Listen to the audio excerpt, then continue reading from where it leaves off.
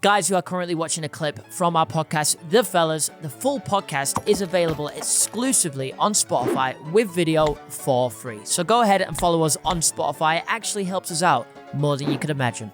Yeah, you got to drop some heat on us right now. I cannot freestyle rap. It's not in my wheelhouse, unfortunately. Have you heard, although, what's his name? Louis Theroux, he has an audio on TikTok now. I've been calling him Louis Fearox for No, you very haven't. long No, time. you fucking haven't. I know you just said that for a while. That sounds like a printer. I definitely did not know. Louis Theroux. Yeah, Louis. I think it's Louis Theroux, isn't it? It's Louis Theroux. Yes. Oh, boy. Oh, boy. Louis Theroux ball. Oh, taxi. Oh, you see that? But yeah, he has an audio going viral right now, which is my money don't jiggle, it folds. Yeah. I like See it. you Yeah. Wiggle. And that right there, Slaps. it's in my fucking head. The slaps harder than Will Smith. This is why we get paid the big Spotify Why am bucks. I here? You guys are just riffing. You guys are just... It's classic from your end. I'm not really adding anything at the moment. No, but you did actually have your own viral audio. I did. That was the best segue I've ever heard in a podcast. Yes, to be said. I did have a viral sound, yes. But do you know how many listens that sound? Because you can click on it and I think you can see, right? Or is I it can just see the hashtag? amount of videos that it was used in. And how many? Do you know what that number is? It was used on 50,000 videos. Wow. I would love to know the cumulative viewing yes. number because, like, we had Camille Cabello used it, John Stamos used it. It was quite a big sound. Yeah. Yeah, well, it was all over Yeah. my For You page, and I actually had no idea that it was you. Me. I just thought this is a man with a lovely it's voice. a pomegranate. I don't know my fruits. Yes, Yeah, exactly. okay. So you did it. Oh, it's the guy.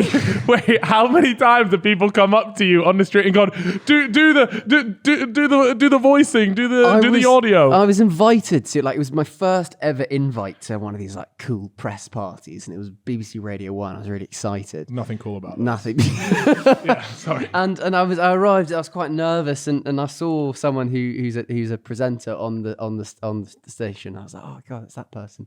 And they just came up to me and went, "Grapefruit guy." And I thought, that's my legacy at this it's fancy sticking. party. Wow. Okay. Yep. Oh, so I just went around for about 2 hours. Just they were like, "Do it again." And I was like, no. I don't know my fruits. I was like, it's the guy. It's like Joey on Friends pointing at the TV. Yeah. So That's I think that would be fun for a bit. Yeah. you do kind of forget about it because it's only once you log into TikTok does it just kind of like bombard you with it. And you get a few like links from people like, oh yeah, this sound is going viral, and yeah, so you just thanks yeah. And are you on TikTok a lot or not really? No, I slightly use TikTok as a bit of a shop window. I have a bit of a love-hate relationship with TikTok because I think that TikTok, I mean, I'm sure I'm going to get proved wrong here, but I don't think that... Someone said to me that TikTok is like graffiti on the back of a toilet in Times Square. A thousand people are going to see it every day, but as soon as they leave that toilet stall, they're going to completely forget about what it says. So I kind of see TikTok as a place to like, I upload basically every day on TikTok, whereas you can schedule like 10 videos. And You can schedule videos? Yeah, you can, yeah. Did you know this? Nah. Nah, That's look, you saving just my made life, his man. life You so... can How do you schedule it? on the desktop version of TikTok, you can schedule videos. There it is. And so like what I've got so much content from like when I used to do the street interviews that we've just we've got genuinely about 200 or 300 clips, and every 10 days I just upload 10 of them and then just completely forget about it. I've seen a lot of those street videos pop up, and so is that old content then? I didn't realize that was old. I thought you were just like doing it for TikTok. That's how I started doing like videos. Like I did that for 3 years, like 2 during university and then 1 when I left. And that was kind of the way I got into like YouTube was street interviews. I had no idea what to make. I didn't really know what my niche was, and I used to do a lot of radio presenting, so I knew that I could talk to people, but that's not that interesting as a format. And I was at Newcastle University, loads of people on nights out, just grabbed a microphone and a camera and just started rolling, really. Yeah, and did that for about 3 years. So what do you use the TikToks for? Like just to push a bit of Max Fosh propaganda? Basically just to be constantly there. So people Not don't only the audio. Yeah, that's what you got to Get do. this People don't fucking forget cunt. about you. They're like, oh, there's It's Max Fosh literally- again. Might go onto your YouTube channel, check some out. I mean, there's really kind of no crossover, but if you're just, it sounds really bad, but kind of with social media, you're just constantly in people's faces, and it's a really like low effort end on from my point of view, but just like constantly posting things, and I can just keep the YouTube side going. Well, for me, the first time that I ever saw you was in a Zach and Jay video. You've probably spoken about this about a billion times, but it was actually that was it Milan Fashion Week? No, it was London Fashion Week. It was London Fashion Week. It was London Fashion Week to start, and that was I'd moved down to London, and I was living in a flat, and I was walking to Tesco, and I saw Zach Alsop like doing his like locking his bike up, and that was the point where Zach was like had his own channel by himself and had just started the Zach and Jay show. And so I messaged him on like Instagram saying, hey mate, if you ever need someone to help film. Now, like knowing now how much a shot in the dark that was, because I'm sure the amount that he gets now, I just got so lucky that the next day he said, yeah, do you want to help film? So I started working with Zach, and that's when he said, do you want to break into London Fashion Week? And I was so desperate to just get involved into any YouTube kind of content that I just said, yes, of course, I'll do whatever you say. That's amazing. So you were sort of like a fan of his content beforehand, or you'd at least seen his content? I'd seen his content, was a fan of it, and that's when he came to me with this, like him and Jay came to this idea. It's like, look, Fashion Week finishes tomorrow. We want to break someone in by like being a fake model, like try and create a bit of buzz. Do you want to do it? And that was the extent of the video, the plan of the video. So we had 24 hours. We went to Primark and we just found the weirdest stuff we could possibly find. So it was a very bizarre outfit, but the crazier, the more chance of getting into Fashion Week it was going to be. Yeah. So like initially we got like fragile packing tape from like WH Smith. You wrap parcels in, like wrapped it all around my arm. Zach had some like prison shoes when he'd spent a night in a cell, so we wore those. I was wearing like a rug that I had on like my sofa, just like pinned in different places, and like safety pins were in my back. And we just went to where all the shows were, and we had two friends with a camera and a flash, just starting to make a commotion, just like triggering the flash and just shouting, Max, over here, oh my God, Max. And then like it was like seagulls. All the paparazzi just went, who is this guy? It might be someone important. I don't know who it is, but I'm going to take a picture anyway. So we just got loads and loads of photos taken. We then the photos got put on loads on Instagram under like street photography. And then we just leveraged that to message the shows that are happening the next day, being like, there's this hot new model.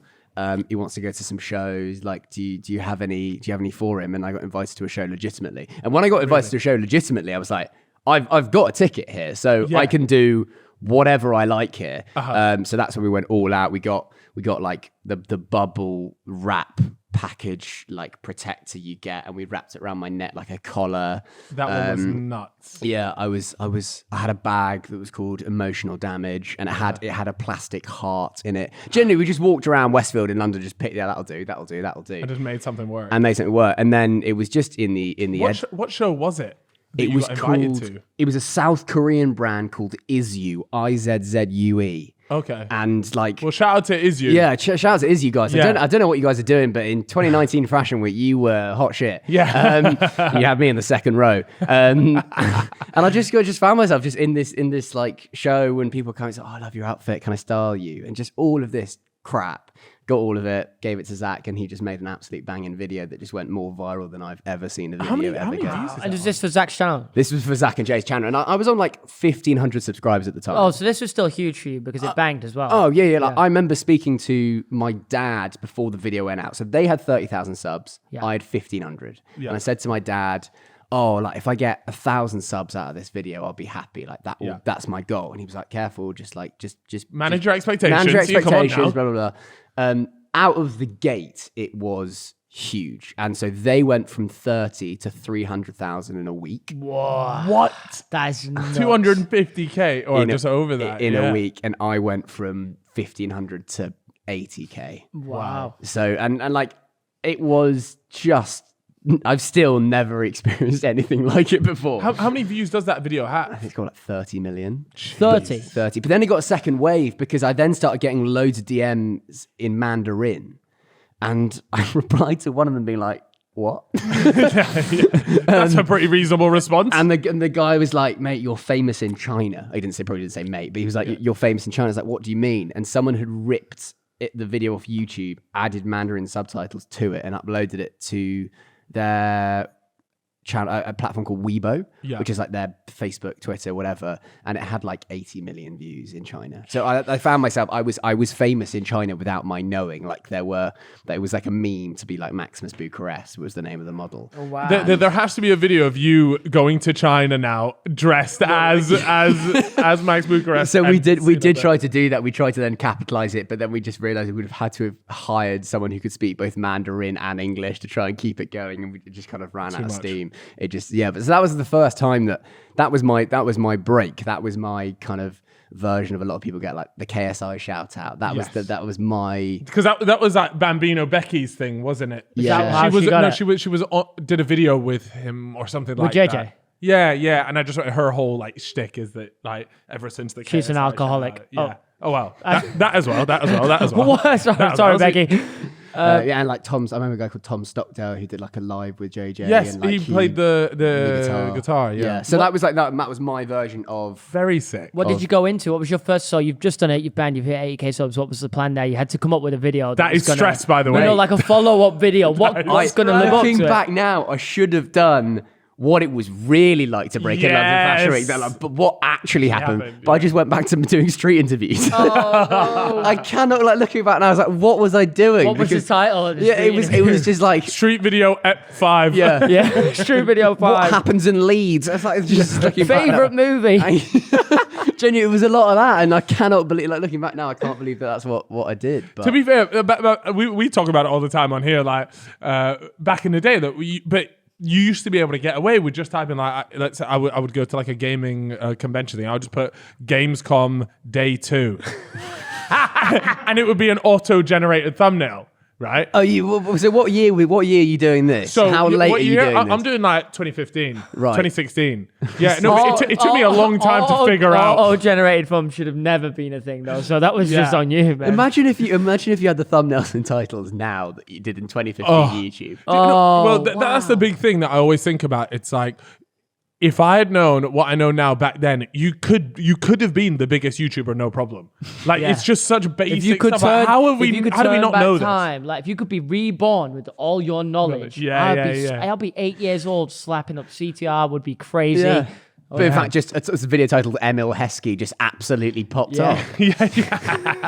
That's just for no reason. Oh, it's funny. Yeah.